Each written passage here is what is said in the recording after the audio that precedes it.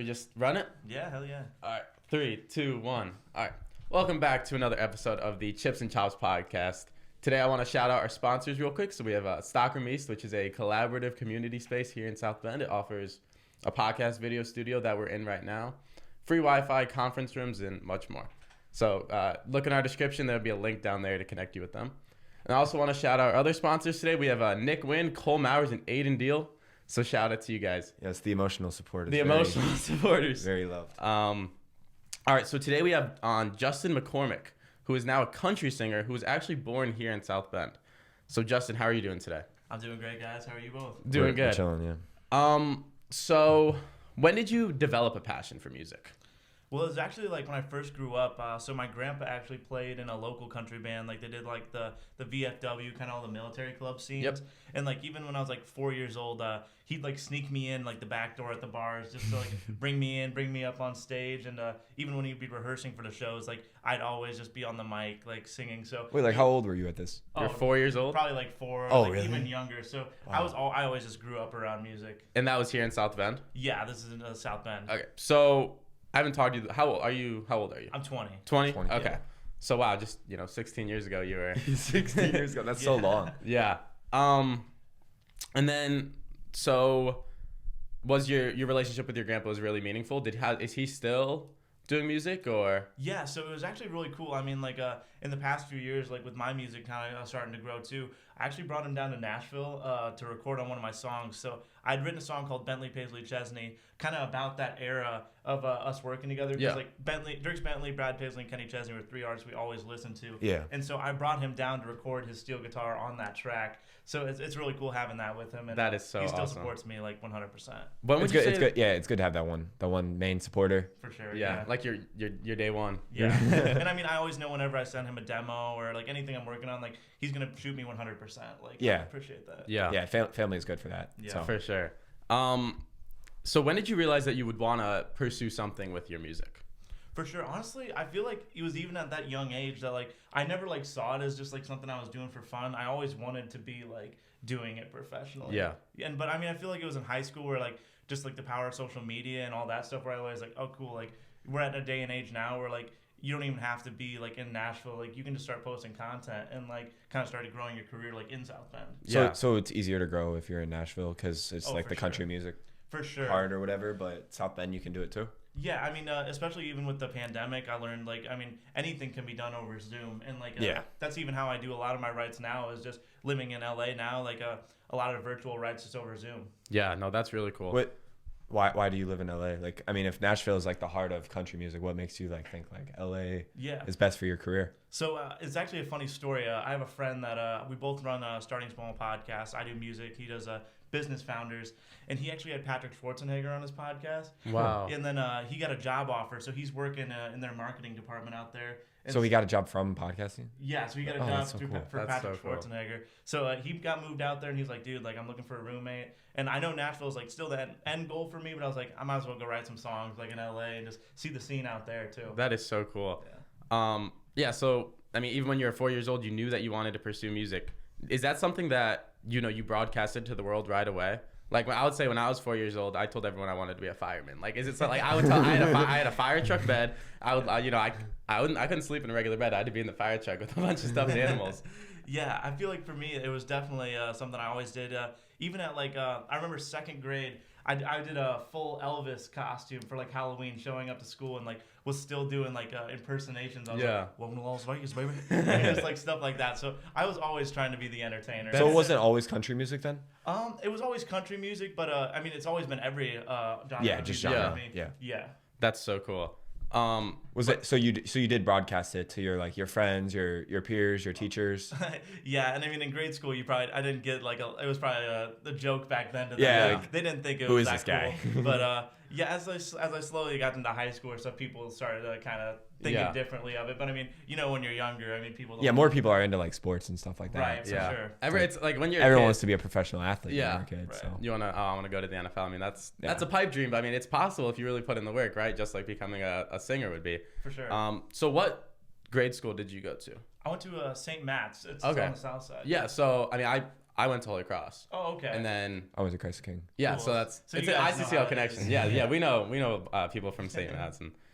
Yeah, that's really cool. So when would you say that you got like your first gig? I mean, I know people who are our age and they perform at like Chicory Cafe just for nights like that. Yeah. When did you start performing in front of like an audience? Yeah, so I feel like I got started on the nursing home circuit actually. That's cool. Yeah, I remember volunteering for like Health Win. We had to do service hours and they would bring in artists. So yeah, it was like literally maybe like 6th grade. Like I told my dad, like I really want to start trying to find some things out here. And so he's like, well, why don't you like send out like an email to all like the local like nursing homes? So, and I'd go in there and do my country music, but then also like throw in some like Elvis, Beatles, stuff that I knew like they would enjoy, you know? And I mean, I still try to do that just because I feel like maybe like the forgotten generation, you know? Yeah. So like, that's probably where I got my start was and like, homes. You know, say you're in school, people aren't really, let's be honest, like you're in 6th grade, you're saying you want to become a singer, people are probably hating on you, you know, teasing you a lot. It was rough, yeah. But then, you know, you go to a nursing home, I'm sure they're all loving, you know, it right. must be a breath of fresh air. How often did you do that? I try to do it like once a month back then. Once a month? Wow. Or once a month. God. Yeah. And I mean, I'm sure it made their days, you know, that's so cool seeing, you know. That was the best part of it. Yeah. Sure. Yeah. So what would you say were some of like, besides getting teased and bullies or with that, like were the struggles growing up and having such a big goal and a big personality?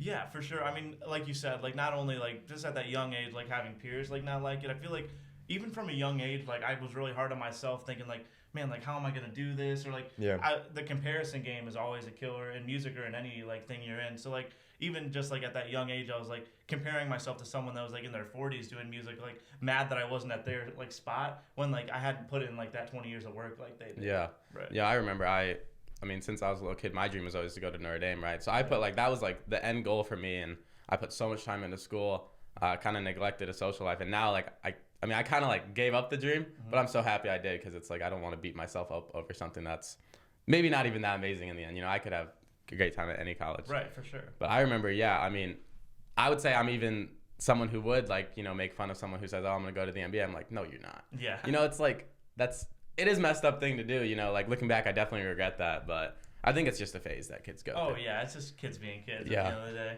I mean, jealousy is a big thing, and that's when you're so young, you don't learn how to like contain your jealousy or your envy. So you're kind of just like, he might be better than you in whatever, like say basketball, and they're saying they're gonna go to the NBA. It's like, no, you're not. Like, I'm better than you, but like deep down, you know, you're not, and it's just like right. But then again, like there is the possibility that they do. Right. I mean, we have 2 people from South Bend who just made it to the NBA this year. Yeah. It's insane in the past few years, the people that are starting to go like from South Bend. Yeah. Like, I think it's a great spot to grow. I mean, the South Bend deep down is a good community. Yeah, for sure. I feel like it's not too big or not too small. It's the perfect medium. You got the city vibes and then also the small town vibes. Yeah, I remember hearing from David and I's morning program, we had a guest speaker and she was like, South Bend's it's a place where you can go into a restaurant and know nobody. Or it's a place you can go to a restaurant and know everybody. And I think that's just like, so you can be like you can be so comfortable yet so uncomfortable, not in like the wrong way. Yeah. That's what I would say I love about it. And you need to be like uncomfortable in situations to be able to grow. That's why it's cool that it offers that. Yeah, no, that's so cool. And then when would you say, right, so you're in 6th grade performing, how is it going to high school and still broadcasting that you want to do this? Yeah, for sure. So I went to St. Joe High School out of grade school, and that's actually the time where I started like actually kind of growing in my music. My social media started building a little bit more, just posting covers and stuff. What social media were you doing? Because at the time there was no TikTok or Instagram was a little smaller probably. A lot of Instagram, and at that time it was mostly just going off like hashtags and stuff like that. Because I mean there wasn't like the algorithms like we're reels and stuff now. But it was mostly like just posting covers, posting a little bit of writing. But then it was in my junior years when like my career like really started to kind of grow. And it was when I actually got in contact with this big like exec down in Nashville. He saw my YouTube channel and he invited me to come down, start recording with them, and he signed me to like an artist deal at that time. Oh wow, so like a whole contract. So you're 16, 17 at the time. Yeah. Leaving South Bend, go to Nashville to pursue your dreams. That's Wait, that kind of blows me away. Did you really like you went to Nashville or you just went down to Nashville to record and we're still doing high school? Yeah, so at that time I was still doing high school. I would go down to Nashville like once a week and like shout out St. Joe. They're so cool with it. Like they let me go down. Like I'd miss like a week of school at a time just to go down and record and stuff, and they were always really supportive of it. Yeah, that's good. Yeah. That's so awesome. Did you finish out high school in person or?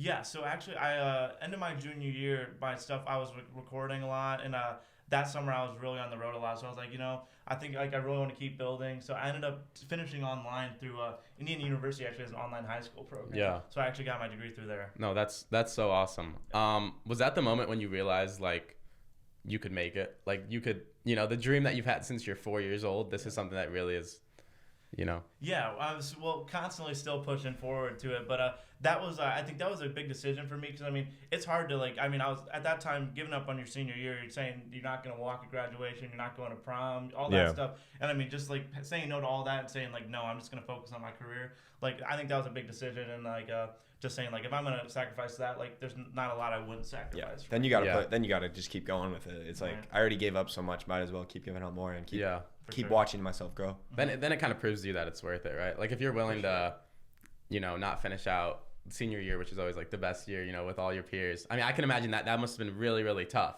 Yeah. Right. Especially, it was actually kind of funny because I graduated in 2020. Was that the COVID year? Right, that was COVID year. Okay. So it was funny because those kids ended up doing half their school online too. And so you probably literally could have just stayed with St. Joe because St. Joe is e-learning, right? Right. Yeah. So I probably You probably could have pulled it off. You would have still probably had to go to like Zoom calls and stuff like that. But right.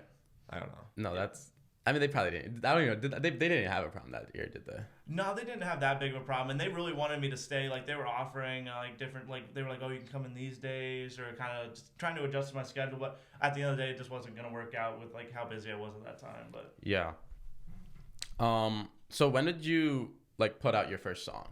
Yeah, so that was in 2019. I put out my first single was called "Running Back to You," and that was really cool because I went out to LA for my first time. I shot a music video. We rented this video? We shot it in this old '68 Firebird, and I was driving it up in the mountains and stuff. Oh, that's so cool. And that was a real cool experience. That must have been so much fun. Yeah. Fast forward till now, how many songs do you have out? We got 4 out on Spotify right now. That's awesome. Yep. Do you have any on the way soon or?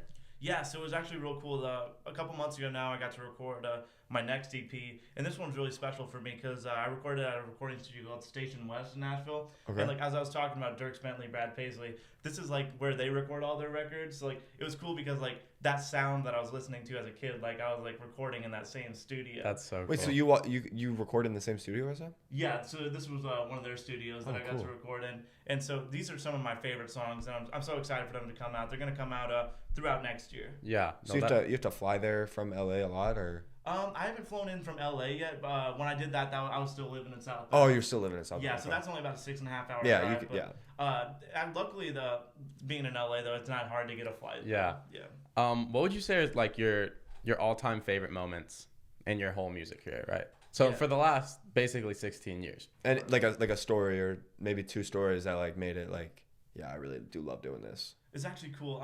In 2019 again, when I was on the road, it was cool because I got to open for one of my favorite artists, Rodney Atkins. I don't know if you guys know him, but it was cool because I saw him perform in South Bend. He was doing a show, and somehow I got a meet and greet. And this was 3 years prior, and I told him, one day I'm going to open up for you. And then that year, I got to meet him after the show, and I was like, I told you I was going to open up for you one day. And he remembered you? Yeah. He was oh, that's so cool. Yeah, and that was a full circle moment. I had the whole family back there. And then that's like a movie. I know. It's crazy how life works like that sometimes. That is so awesome. Do you think your grandpa knew how far you could get?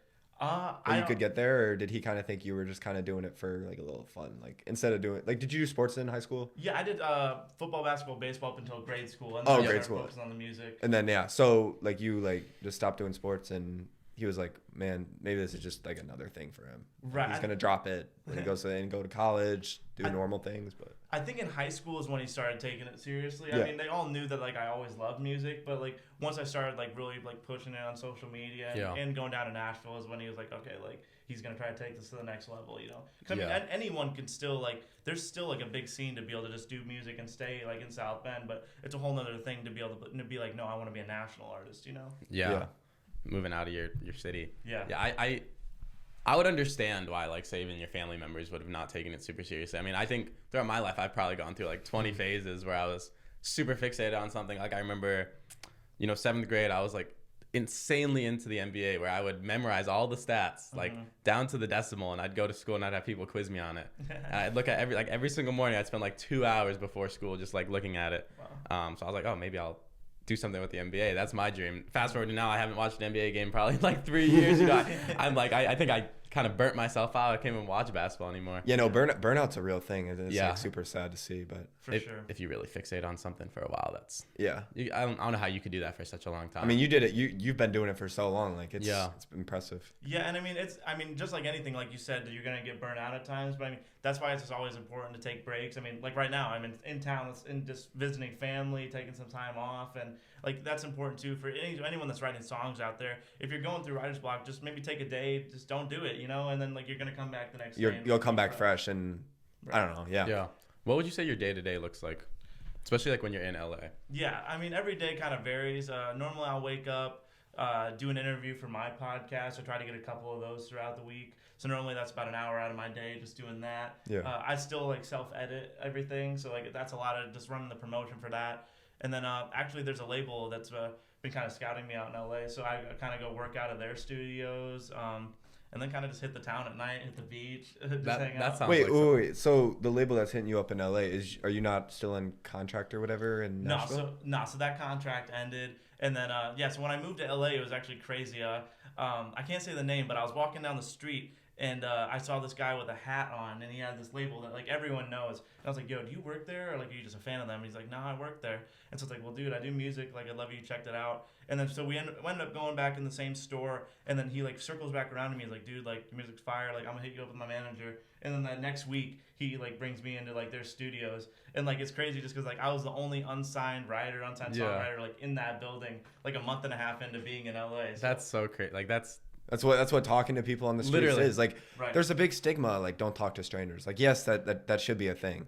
Like, I mean, there's some strangers you can't talk to, but if you see something that's like super interesting to you, like if you see like a super tall guy wearing like NBA clothes, NFL clothes, be like, are you an athlete? And then it like might get you a connection to then going to games, having that connection with him, and I don't know. Talking to people on the streets is important sometimes. I mean, I'm sure that's even how you guys like meet people for your podcast. Yeah, no, that's too, just randomly like that. Yeah, like for example, so our 15th episode, I was at a soccer game, and I left to go play basketball at a court, and I met this guy there who's a Penn basketball player. Yeah. So I mean, then we had him on. So it's just like, if you can put yourself out there, have a conversation with somebody, and then like, say, let me get your number, or like some way to contact them. Yeah. Then you can do a lot with that and build a lot of meaningful connections. Right. Who would you say are your favorite people that you've met through doing music? Man, there's a lot of people. There's a lot of people in the back end that people don't know about. Like, just like I've gotten to work with like some of my favorite like session players. Like you go into like a session and be like, oh, I want my record to sound like this, and they'll be like, oh, I played on that. I'll just do something similar. Something like that. But I mean, just like I said, like another cool person I got to open up for is Dylan Scott, and he did something real cool for me because so I gave him a merch hat of mine as a thank you for letting me. Is that your brand? C4? C4, that's another country band. Okay. Do you have like merch where it's trucker hats? Or? Yeah, I should have brought you guys some. So one of Dave and I's very, very close friends, Axel Barrera, he wants to actually like start up doing trucker hats. Really? Yeah. Oh, yeah. So they want to that's what he kind of wants to do. Well, give me a Chips and Chops one when I. No, we will. We will. We're coming out with shirts soon, so we're gonna have to send them to some guests. Yeah.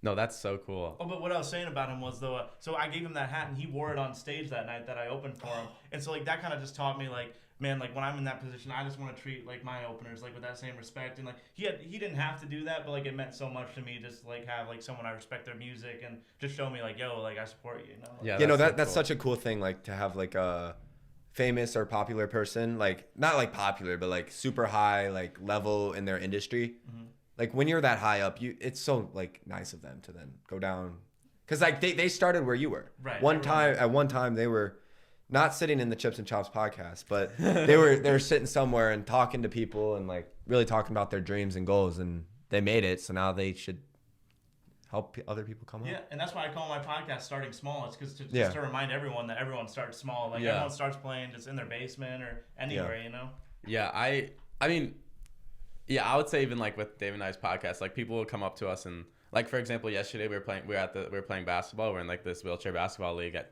Stanley Clark School. Mm-hmm. And it's like I don't even know, they're probably 6th, 7th graders there, David, Mm-hmm. right? And they were like, oh my God, Chips and Chops. And I feel like, I'm like, oh my gosh, thank you so much. But I also make sure to get to know their name and, learn a little something about them, because I think you can't think that you're bigger or better than anyone else. I think everyone comes out of the same area. Yeah. Their mother. Like, so no one just like spawns in from Earth and is just like so much more glorified than people. Like everyone started from somewhere. Everyone started from the same spot. It's just like you got to go your right direction. Yeah. Everyone's like, no matter what, even if, you don't know them. Yeah. There's so many different industries and what you can be great in. And everyone has that thing they need to be great in, and you just need to find that. Yeah. Wait, so where did the idea for your guys' podcast come from? I was so curious. It's kind of hard. So podcast is something that I've always been really into, especially over COVID. I'd probably listen to like an episode every single day. And David, you kind of got into them, right? Yeah. In like the summer, not really. Yeah, during COVID. but when David and I signed up to do our morning during program, COVID, I was into like Fortnite videos. Oh my God, that's something I used to be really into too. So around 6 months ago, probably around so I'll say around 9 months ago, I texted David and I was like, what if we start a podcast? Because we kind of have like the reputation as like we're the funny guys, right, around our school or even in South Bend. So then, in the beginning of August, it was really spontaneous. We were supposed to hang out with somebody and she canceled. Our friend Grace. So David was like, why don't I come over and we really start this thing, right? So we spent around 2 hours on it that night, and then 3 days later, we just put it out there. That's so awesome. It was like, at the beginning, people thought it was a joke. We'd film it on his school computer. We call it the Chromebook, right? And we didn't edit it. It was like we didn't really prepare at all. But it did well, and people really messed with how it's like a raw conversation. Yeah. Right. So now and it's something I think media, and it's something that I'm really passionate about. Yeah. Especially storytelling. And it's something that's not really done in South Bend. There's not many kids our age, if any, that I know really about that have one that is active right now. That's why I hit you guys up, was because just because there's I feel like in South Bend too, it's looked down upon to do creative things like that. We're just in a place where everyone's just you go to college or you get a 9 to 5, and I think it's so cool just to see people that are wanting to do creative stuff like this, Yeah, and I remember texting David after we put our first episode out. I was like, I'll just be happy if we get 30 people. No, we were just hoping for 50 to 100 views. Yeah. I don't. But think... still, again, that's an incredible amount. The fact that that's. I don't even know how to... And the thing is that's a whole football team. No shade to some of my friends, but some of my friends don't even listen to it. It's okay, that's fine. But I feel I'm making so many more friends and connections through it because they're telling me how much I like it. And it's man, you're they reach out to me saying it's cool. And it's man, thank you so much for saying that. It means a lot. And it's I don't know. It's so cool when you meet or when someone that you don't even know of will talk to you about it. It's easy and then you can be you know what, thank you so much for, liking the podcast. Let me get to know you a little bit, what are you into? And then obviously I'll say, there's stuff outside the podcast that I'm very, very passionate about, Yeah. It's just obviously it's not as easily digestible to the world, putting something online is. I would also say doing something like this, it's the prime example of putting yourself out there and getting over some sort of anxiety of, you do that really well. I maybe you don't, and there's another side of you, but deep down, you doing this is so cool. It's just a raw conversation at the end of the day. That's why podcasts are so fun, and that's why I feel even the people you said come up to you, they feel they know you because they're basically hanging out with us right now. Yeah, it's just listening to a conversation, which I think is it's just so cool. Yeah, it's kind of hard to describe it. It's eavesdropping, but we want you to eavesdrop. Yeah. So when did you start your podcast? So I started that actually this past year, February. Yep. And it's been fun growing ever since. What made you want to start it? So like I said in the beginning, my friend was doing starting small business, which was he had some success. He was doing founders of companies. He got Reebok, Stacy's Pita Chips, North Face. Wait, the founder of Reebok? Yeah, all these big founders. And he was telling me yo, I want to branch this out and kind of just do different branches of it. So he's like, do you want to run starting small music? I was like, oh yeah, for sure. I'll just DM some people. Yeah. And it kind of just grew from there. Because as you guys know, once you get a couple people, they're like, oh, my friend was on there. I'll come on now. Yeah. Yeah, it's been a lot of fun. Yeah, it's a lot of the people that we've had on is we talked to someone who we've already had on. They're like, you should get this person on. Yeah. Oh, we had a really meaningful conversation. They can kind of vouch for that person. Mm-hmm. So yeah, I think because there's so many stories that people have that are just needed to be shared with the world, and there's so many stories that can either bring someone a laugh or make them think a certain way, and or even like give them or just make them feel better. Get them to want to do something. For sure. Yeah, to put themselves out there. I think that's. I mean, there's so many things to do with like your free time and whatnot, and it's just like what you do with them is super important to like so we'll really grow yourself. Yeah, so like David and I will say like the big goal is to kind of help people put themselves out there, right? Yeah. Right. So I mean, there's so many different things that you can do. If you have like one passion, why not either try to make money from it or like put a lot of time into it, you know? I mean, people like hate on it, but it's like, I don't know. I mean, people who hate on it, I feel bad. It's like you only receive that once you start scaling. If we had like 25, 50 viewers, it's like whatever. They have a podcast. Right, it's like, they're hating because it's successful. Yeah, and like they're seeing that you guys are doing something. And it's like, instead of hating, like why don't you put that time into making your own and not playing Fortnite? Not like not like making your own podcast, but making your own doing your own thing, hobby. Just monetizing whatever your hobby is. Yeah. You know, like. It doesn't have to be monetized. Just like pursuing a passion. For sure. I mean, we're not monetized, but I mean, not yet. Yeah, but we have time. We can definitely get it there. Yeah. So you started in February. Fast forward. Is this something you put a lot of effort into? Like besides music, it's like is it your secondary passion?